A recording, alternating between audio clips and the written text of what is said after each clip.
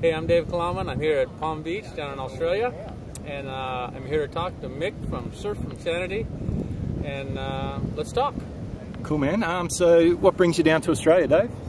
I'm down here doing a tour through Melbourne, Sydney, Gold Coast, and out to Perth to help promote the Imagine stand-up board line here in Australia. Too seems like it's got a good response down here in Australia. Yeah, I'm stoked. We've been well received so far, and guys seem pretty stoked. And just seeing the scene in general, there's a real good vibe and a good energy to it, you know. And I'm stoked that we could get the boards down here and just be part of the whole scene, and hopefully grow. You know, I'm really proud and happy of how the boards work, and hopefully people will give them a chance and get on the water and have a go at them. And how long have you been with Imagine now, Dave? I've been with Imagine for 3 years as their head designer, and really stoked for the opportunity.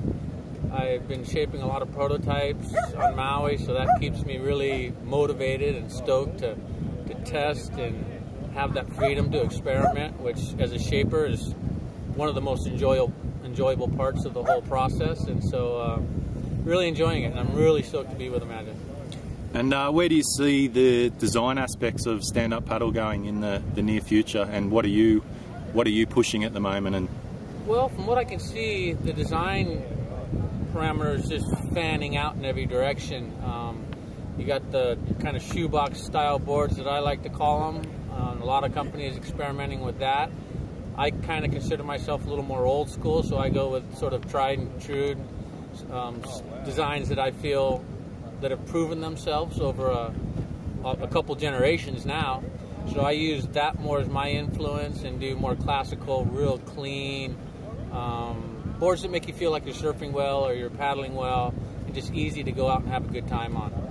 And what's your favorite board at the moment for surfing? My favorite board would be the Impact. Probably the 8.4 is what I would ride the most, but I kind of come from a little bit of a longboard background, so getting on the 9.0 or even the 9.8 sometimes is really fun for me when the waves are a little smaller. They're real loose off the tail, but they have enough nose in the 9.0 and the 9.8 to hang 5 and get some really fun nose rides. And then the 8.4 is kind of a hybridish type. It's got a bit of nose, but not a full longboard. And really progressive tail, you know, and swallowtail. And it's really fun to push your surfing because the board really has no limits to what it'll do. So it just allows you that freedom to go out and progress and move your surfing forward. Cool. And what kind of construction mainly are Imagine boards? Wood and fiberglass, epoxy, styro construction, all the surf shapes. We don't put any carbon in them. We feel like the wood and the fiberglass gives it that little bit of flex that I like to see in a board, so it feels more like a normal surfboard. You know, it gives a little bit more bend, which allows you to be more progressive with your turns, I think. And then also I do a lot of reinforcing of extra fiberglass along the rail, which is the most effective part to strengthen the board breakage-wise, while still maintaining a nice flex to it. And it adds very little weight in the most structurally important part of the board.